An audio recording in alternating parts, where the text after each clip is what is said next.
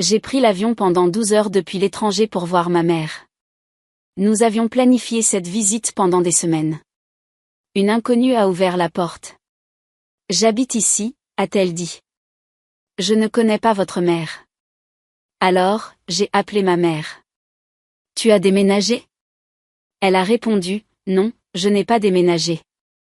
Je suis à la maison et je t'attends. » Vous savez cette sensation étrange dans l'estomac quand quelque chose ne va pas? C'est exactement ce qui m'a frappé dès qu'elle a ouvert la porte.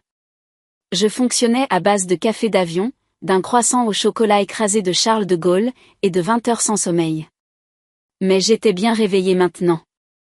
Elle se tenait là, dans le seuil de ma maison d'enfance, comme si elle lui appartenait. Elle n'était même pas désolée. Pas de sourire gêné. Non, oh, désolée. Vous devez chercher quelqu'un d'autre. Juste un ton sec, factuel. J'habite ici depuis 7 mois. J'ai cligné des yeux. Je pense que vous êtes dans la maison de ma mère. Elle a haussé un sourcil comme si je venais de suggérer qu'on échange nos chaussures pour s'amuser. Qui est votre mère? J'ai dit le nom de ma mère. Son expression n'a pas bougé. Je ne la connais pas. J'habite ici. À ce stade, j'étais trop fatiguée pour comprendre comment, alors mon cerveau est passé directement au sarcasme. Oh, d'accord. Donc, ma maison d'enfance s'est relocalisée elle-même à votre nom. Elle a haussé les épaules. J'habite ici depuis 7 mois. Elle l'a dit exactement de la même manière, comme si elle répétait un fichier audio. Non, ma mère habite ici, ai-je insisté. Ma voix avait cette pointe d'aigreur que je réservais habituellement aux serveurs français qui apportent la mauvaise commande et prétendent ne pas le faire. Ses lèvres se sont serrées. Peut-être que vous avez la mauvaise adresse. Non, ai-je dit rapidement, secouant la tête. Ce n'est pas la mauvaise adresse. J'ai grandi dans cette maison. Je la connais dans ses moindres recoins. Elle a poussé un petit soupir, le genre que les gens font quand ils en ont fini de vous accorder de l'attention. Écoutez, je ne sais pas quoi vous dire. Et puis la porte s'est fermée juste devant mon nez. Le bruit était doux, mais cela aurait pu être le coup de feu d'un pistolet. Je suis restée là, un sac dans une main et les cadeaux de ma mère dans l'autre, fixant la peinture blanche de la porte comme si elle allait fondre et la révéler derrière, souriante. Juste pour rire. Elle ne l'a pas fait. Au lieu de cela, j'ai sorti mon téléphone et j'ai appelé ma mère. Le son de sa voix était presque désorientant à ce moment-là. Trop normal pour ce que je voyais. Tu as déménagé, ai-je bafouillé. Non, a-t-elle dit. Je n'ai pas déménagé. Je suis à la maison et je t'attends. Mon estomac s'est tordu. J'ai jeté un coup d'œil à la porte.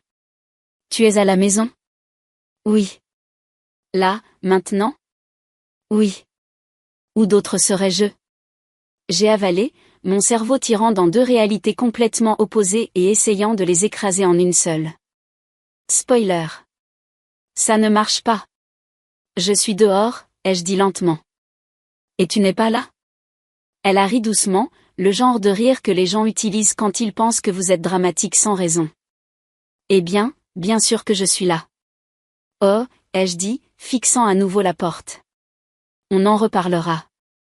J'ai raccroché avant de pouvoir dire quelque chose d'assez piquant pour le regretter plus tard. J'ai frappé à nouveau, plus fort cette fois. La femme a ouvert après quelques secondes, et je pouvais pratiquement entendre ses pensées. Oh, pas vous encore. Oui, c'est la maison de ma mère, ai-je dit. Ma voix était plus calme que je ne le ressentais. Pourquoi êtes-vous là? Sa main restait serrée sur le bord de la porte. Je la loue. Cela m'a frappé comme une gifle. Vous la louez? Elle a hoché la tête une fois, sèchement, comme si nous faisions du speed dating et qu'elle me mettait dans la pile des refus. À qui la louez-vous? Elle a incliné la tête, me considérant. Au propriétaire, qui est qui? Je n'ai pas à vous dire ça. La façon dont elle l'a dit, pas hostile, mais définitif, m'a dit qu'elle n'allait pas bouger. Cela m'a aussi dit qu'elle n'avait aucune idée de qui j'étais ni de ce que cette maison signifiait pour moi. Et franchement, elle s'en fichait. J'ai mordu l'intérieur de ma joue. D'accord. Eh bien, profiter de la maison. Je lui ai offert un sourire qui n'était pas un sourire du tout. Elle a de nouveau fermé la porte. Je suis restée là sur le porche avec mon pouls battant dans mes oreilles, fixant les chiffres en laiton au-dessus de la porte. Les mêmes que j'avais regardés une centaine de fois en grandissant. La même petite éraflure dans la peinture près de la sonnette où ma mère avait un jour accroché une couronne trop lourde pour le crochet. La même maison et pourtant, de manière inexplicable, pas du tout. Ce n'était pas juste faux. C'était mal. Ma mère était à la maison, mais apparemment sa maison était actuellement occupée par une étrangère qui y était depuis 7 mois. Et ma mère, qui n'avait soi-disant pas bougé, n'y était pas. Les cadeaux dans ma main semblaient soudain ridicules. Des chocolats d'une boutique parisienne, une écharpe en soie qui aurait dû la faire sourire. Maintenant, ils ressemblaient juste à des accessoires dans une pièce que je ne comprenais pas. Je suis retournée à ma voiture, ma tête pleine de statique.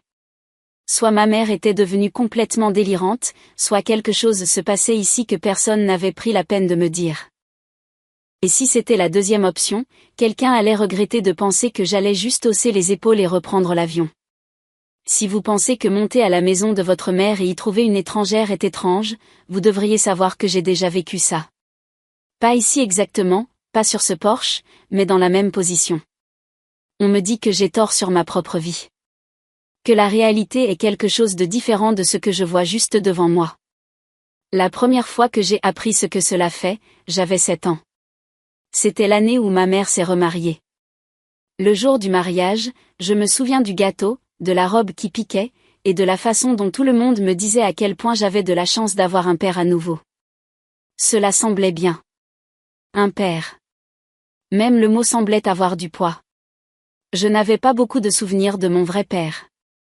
Il est mort quand j'avais 4 ans. Juste quelques images floues et l'odeur de son après-rasage qui sortait parfois de nulle part comme un fantôme. Le nouvel homme n'était pas effrayant de manière évidente. Il ne criait pas et ne claquait pas les portes. En public, il était chaleureux, charmant, serviable. Il faisait rire les gens. Mais il y avait quelque chose dans la façon dont il me regardait parfois, comme s'il essayait de résoudre un problème qu'il aurait préféré simplement supprimer de sa liste de choses à faire. Et voici le problème. Ma mère ne semblait jamais s'en rendre compte. Au début, c'était subtil. Des choses disparaissaient, des accidents se produisaient, et d'une manière ou d'une autre, sans que personne ne le dise ouvertement, c'était toujours de ma faute. Ce n'était jamais sa voix qui m'accusait. C'était toujours juste une suggestion. Un peu, je pense qu'elle a peut-être laissé tomber, dit-il distraitement à ma mère dans la cuisine pendant que j'étais dans la pièce voisine. La chose à propos de ces petites suggestions, c'est qu'elles s'accrochent. Une fois qu'elles sont plantées, vous commencez à avoir l'impression de vous défendre tout le temps. Vous commencez à vous demander si peut-être les gens ont raison à votre sujet. Et je me suis demandé jusqu'à ce que je réalise que ce n'était pas un accident. Un jour, un vase s'est cassé. Je n'étais même pas dans la pièce quand c'est arrivé. Je l'ai entendu s'écraser d'en haut.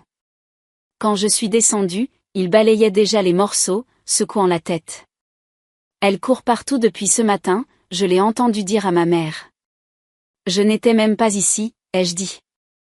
Ma voix est devenue aiguë et tranchante, comme elle l'était toujours quand je savais que j'allais être coincée.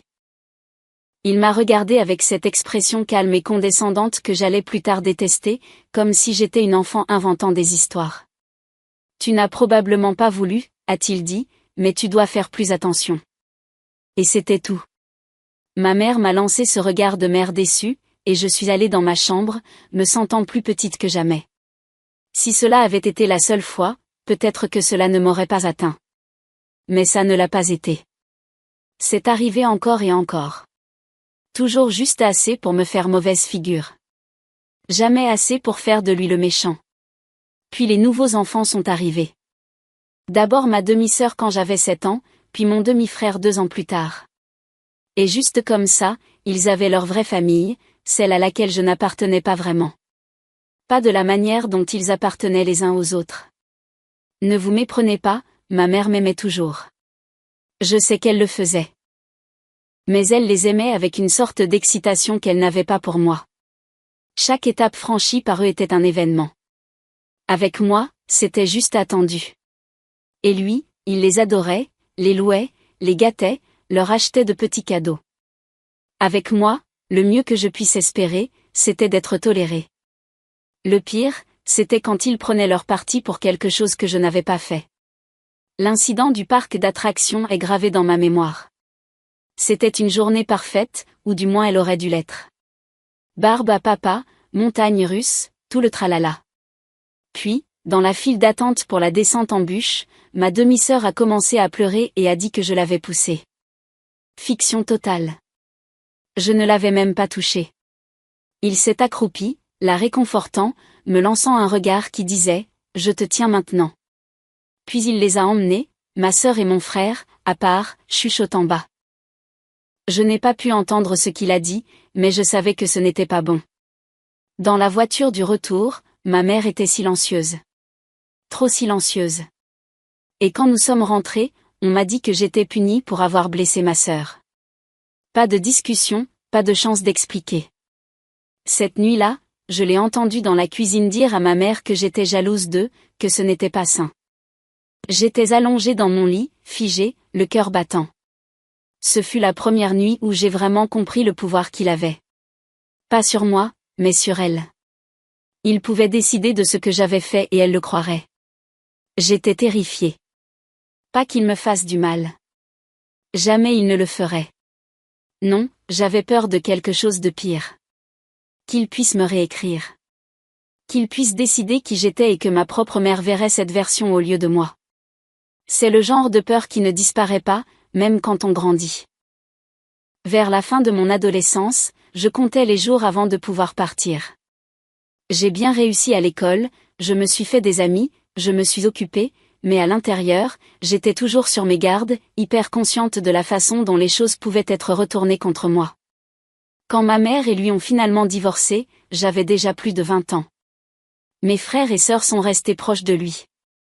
Il n'avait aucune raison de ne pas le faire. Il avait été bon avec eux. Et peut-être qu'il croyait aussi sa version de moi. Après cela, la vie a filé. Collège, emploi, et puis le grand saut, la France. J'avais l'impression d'être enfin sortie de l'ombre de tout ça. J'ai gardé ma part de la maison, ma moitié de l'héritage de mon père, mais je n'ai jamais pensé à l'utiliser. C'était la maison de ma mère. Je voulais qu'elle l'ait. Nous sommes restés en contact, bien sûr, appels, visites occasionnelles. Les choses allaient bien, pas parfaites. Le favoritisme envers mes frères et sœurs n'a pas disparu par magie, mais il n'y a pas eu de conflit ouvert. Puis, il y a environ 1 an, j'ai commencé à remarquer quelque chose de différent. Ma mère était plus distante au téléphone, distraite. Elle coupait les conversations courtes. Je me suis dit que ce n'était rien. Peut-être qu'elle était occupée, peut-être fatiguée. Nous parlions toujours, juste pas de la même manière. Et voilà le truc avec ce genre de dérive lente. Vous ne remarquez pas que ça arrive avant d'être déjà loin de là où vous avez commencé. Après 2 ans à l'étranger sans la voir en personne, j'ai décidé que j'avais besoin de revenir. Elle me manquait. Ma maison me manquait. J'avais envie de me sentir faire partie de la famille, même si je n'en avais jamais complètement fait partie. Alors, j'ai appelé, je lui ai dit que je venais. Elle a semblé contente, a dit qu'elle serait à la maison. Si j'avais su ce qui m'attendait en arrivant ici, peut-être que je m'y serais préparée. Mais peut-être pas. Peut-être que je serais quand même montée sur ce Porsche, les cadeaux à la main, croyant l'histoire qu'on m'avait racontée toute ma vie. Que la maison était la maison et que ma mère y était. Il s'avère que je ne savais absolument rien. J'étais toujours debout sur le trottoir devant la maison de mon enfance quand j'ai rappelé ma mère. Mes doigts étaient froids, même s'il ne faisait pas froid dehors. Et, tu peux me donner ton adresse ? J'ai essayé de paraître décontractée, comme si je ne regardais pas une porte d'entrée qui appartenait maintenant à une étrangère. Il y a eu une pause. Pourquoi as-tu besoin de mon adresse ? Elle n'avait pas l'air méfiante, juste perplexe. Je veux juste m'assurer que je vais au bon endroit, ai-je dit. Elle a ri comme si c'était un de mes petits défauts. Elle n'a pas changé. Puis elle l'a énoncé. Une adresse de l'autre côté de la ville. J'ai regardé le nom de la rue sur mon téléphone. Je ne l'avais jamais entendue auparavant. Je serai là bientôt, ai-je dit, et j'ai raccroché avant qu'elle puisse demander autre chose. J'ai appelé un Uber. Le chauffeur n'a rien dit, ce qui me convenait. Alors que nous traversions la ville, les blocs devenaient plus miteux. Trottoirs craquelés. Montre de près, le genre de supérette avec des barreaux aux fenêtres. Mon estomac devenait plus lourd à mesure que nous approchions. Son immeuble était une grande dalle grise avec des lumières de hall vacillantes et des sols en carrelage écaillé.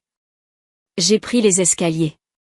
Chaque palier sentait légèrement la nourriture frite et quelque chose de plus ancien, plus difficile à définir.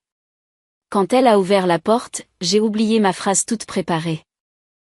Elle avait l'air plus petite que je ne me souvenais, se tenant dans un studio d'une pièce qui avait à peine assez de place pour le lit, une table et 2 chaises dépareillées. Une plaque chauffante trônait sur le comptoir comme si c'était toute la cuisine. « C'est quoi cet endroit ?» ai-je demandé avant de pouvoir m'en empêcher. Elle a incliné la tête. « C'est mon appartement. »« Pourquoi vis-tu ici ?» Son front se plissa comme si je venais de demander pourquoi l'eau est mouillée. « Tu m'as dit de le faire. Tu as demandé à ton frère et à ta sœur de s'en occuper. Tu as dit que nous devions louer la maison. » J'ai eu l'impression que quelqu'un avait incliné le sol sous moi. Non, je ne l'ai pas fait. Je ne savais même pas que tu avais déménagé. Sa voix s'est légèrement durcie. Bien sûr, tu savais. Tu me l'as dit dans tes messages. Je l'ai regardé. Quel message ? Elle s'est dirigée vers la petite table, a ramassé son téléphone et me l'a tendu. WhatsApp était ouvert. Mon visage sur la photo de profil, mon nom, mais pas mon numéro. La conversation était composée de lignes courtes et formelles. Pas de chaleur, pas de blagues internes, pas de moi dedans. C'est mieux si elle s'occupe de la location. Ne t'inquiète pas des détails. C'est déjà arrangé. Ce n'est pas moi, ai-je dit. Elle fronça les sourcils comme si elle essayait de faire fonctionner le calcul dans sa tête. Qu'est-ce que tu veux dire ? C'est ta photo. Ce n'est pas mon compte, et je ne t'ai jamais envoyé ça. Elle s'est affaissée sur l'une des chaises, me regardant toujours. Alors, qui t'a configuré WhatsApp pour toi, ai-je demandé. Ton frère et ta sœur. L'année dernière, je n'arrivais pas à le faire fonctionner, alors ils l'ont réparé. Ils ont dit que c'était toi. Ils ont dit que tu voulais qu'il s'occupe de tout. Et tu crois ça ? Cela a échappé plus vivement que je ne le voulais. Elle m'a jeté un regard. Pourquoi ne le croirais-je pas ? Ils étaient là. Je pensais qu'ils aidaient. Ils t'ont dit que je ne voulais pas te parler de ça. Ils ont dit que tu serais contrarié si nous en parlions au téléphone, que tu avais pris ta décision. J'ai avalé difficilement. Je n'ai jamais dit ça, pas une seule fois. Elle m'a regardé un long moment. Alors, tu ne leur as pas demandé de louer la maison ? Non. Ses épaules se sont affaissées alors. Je ne sais pas quoi penser. Nous sommes restés assis là, le téléphone entre nous comme s'il était une 3e personne. Je l'ai ramassé et j'ai fait défiler. L'idée de louer n'est pas venue comme une demande. Elle s'est glissée. De petits commentaires, puis plus fréquents jusqu'à ce que ce soit traité comme une affaire conclue. Les messages ont commencé à ressembler à des arrangements déjà pris, même si je n'avais jamais rien accepté. J'ai posé le téléphone. Maman, ce n'est pas de moi. Je ne te déplacerai pas sans te parler. Je ne ferai pas ça. Sa bouche a tremblé légèrement. Pendant tout ce temps, je pensais que... Elle s'est arrêtée, a baissé les yeux. Je pensais qu'ils étaient de mon côté, que tu avais changé. Changé comment ? Arrêtez de t'en soucier, a-t-elle dit doucement. Que tu ne me voulais plus dans la maison. J'ai secoué la tête. Non, jamais. Elle a expiré lentement, comme de l'air sortant d'un ballon. Si ce n'était pas toi, alors elle a repris, mais les non-dits étaient là entre nous.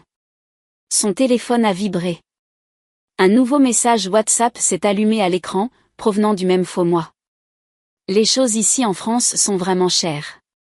J'espère que tu comprends. Nous l'avons regardé tous les deux, ma peau s'est hérissée. N'y réponds pas, ai-je dit. Elle a hoché la tête et nous avons attendu, regardant les 3 points apparaître et disparaître. La chose à propos de penser que vous avez tout découvert, c'est que vous avez presque toujours tort. Je pensais avoir touché le fond. Compte WhatsApp faux, consentement forcé, location non autorisée. C'était suffisant pour mettre n'importe qui en colère. Mais j'avais tort. Il y avait plus, et c'était pire. Mais je ne le savais pas encore. Juste à ce moment-là, j'étais assise en face de ma mère dans le bureau d'un avocat qui sentait légèrement le vieux papier et le café brûlé. L'avocat avait un sourire calme et poli, comme s'il avait vu toutes sortes de désastres familiaux, et le mien n'était qu'un mardi. Il a fait glisser une photocopie sur la table. C'est votre signature, n'est-ce pas? Je n'ai même pas eu besoin de la toucher. Non, pas de près. Il a hoché la tête comme si c'était exactement la réponse qu'il attendait. C'est bien, car elle est sur le formulaire de consentement joint au bail des locataires, celui qui les autorise à louer la propriété. J'ai ramassé le papier et j'ai regardé l'imitation sinueuse de mon écriture. Waouh, ils n'ont même pas essayé de bien faire. J'ai vu des lettres de rançon avec une meilleure calligraphie. Ma mère s'est remuée sur sa chaise. Elle était restée silencieuse tout le temps, les mains jointes sur ses genoux, comme si en les serrant assez fort, rien de tout cela ne serait réel. L'avocat s'est raclé la gorge. Le compte auquel le loyer a été versé est au nom de votre sœur. C'est par là que nous commençons. C'était suffisant pour allumer la mèche. Nous avions un levier maintenant, le genre qui pouvait être utilisé devant un tribunal ou murmuré à l'oreille de quelqu'un jusqu'à ce qu'il cède. La falsification est l'un de ces mots que les gens ne veulent pas avoir près de leur nom. Nous n'avons pas attendu. 2 jours plus tard, ma mère et moi nous tenions dans la cuisine de ma sœur. Elle était adossée au comptoir, les bras croisés, tandis que mon frère était assis à la table, faisant semblant de vérifier quelque chose sur son téléphone. J'ai posé la copie du bail sur le comptoir entre nous. Vous voulez expliquer ça? Ma sœur y a jeté un coup d'œil et a haussé les épaules. Nous gérions les choses pour maman. Elle n'avait pas besoin de tout cet espace. Ce n'est pas la question, ai-je dit. La question est de savoir pourquoi mon nom est là sans ma permission. Mon frère a finalement levé les yeux. Nous pensions que vous ne vous en soucieriez pas. Vous n'habitez même plus ici. N'est-ce pas? D'accord, ai-je dit, parce que la distance géographique annule la propriété. C'est dans la Constitution, n'est-ce pas? Ils n'ont pas ri. Ma mère s'est avancée. Vous allez rendre l'argent du loyer. Tout. La bouche de ma sœur s'est crispée. Ce n'est pas si simple. Pourquoi pas, ai-je demandé. Nous ne l'avons pas, a dit mon frère. La pièce est devenue très calme. Qu'est-ce que vous voulez dire, vous ne l'avez pas? Il a hésité juste assez longtemps pour que je sache que quelque chose allait éclater. Nous l'avons donné à papa. Le visage de ma mère a pâli. Quoi? Il en avait besoin, a dit ma sœur rapidement. Son entreprise a fait faillite. Il est noyé sous les dettes. Nous l'aidions. J'ai ri. Je n'ai pas pu m'en empêcher. Alors, laissez-moi comprendre. Vous m'avez usurpé mon identité, falsifié ma signature, expulsé maman de sa maison, et l'avez louée. Tout cela pour pouvoir renflouer l'homme qui, pendant mon enfance, s'est assuré que je me sente comme une squatteuse dans ma propre maison. Ni l'un ni l'autre n'a croisé mon regard. La voix de ma mère tremblait. Tu m'as menti pendant des mois. Je pensais que tu me protégeais d'elle. Elle a fait un geste vers moi, mais vous protégiez lui. La mâchoire de ma sœur s'est redressée comme si elle faisait une noble confession. C'est notre père. Nous ne pouvions pas le laisser couler. Vous ne l'avez pas juste laissé couler, ai-je dit. Vous avez jeté ma mère par-dessus bord pour lui construire un radeau. Le reste de la conversation a été court et moche.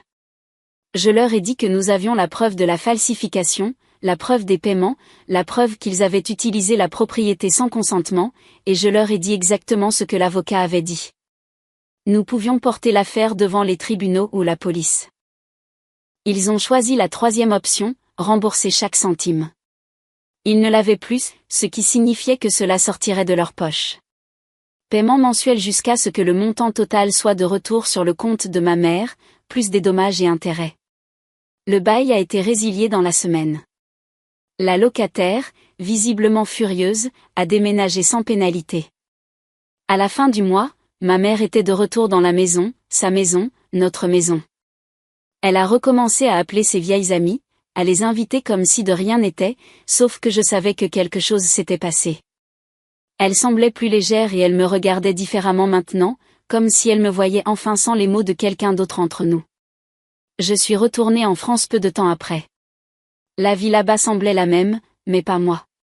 Quelques semaines plus tard, mon ordinateur portable a émis un ping avec un appel Zoom entrant. C'était ma mère. Elle était dans la cuisine, le soleil inondant la grande fenêtre, quelques-unes de ses amies riant en arrière-plan. « Tu souris ?» ai-je dit. « J'ai des raisons de le faire », a-t-elle répondu. Nous avons parlé pendant 1 heure de rien et de tout, mais au fond de mon esprit, je pensais à quel point nous étions passés près de tout perdre. La maison, la vérité, l'un l'autre. Ai-je été trop loin ou pas assez loin? Faites-le moi savoir dans les commentaires ci-dessous et abonnez-vous pour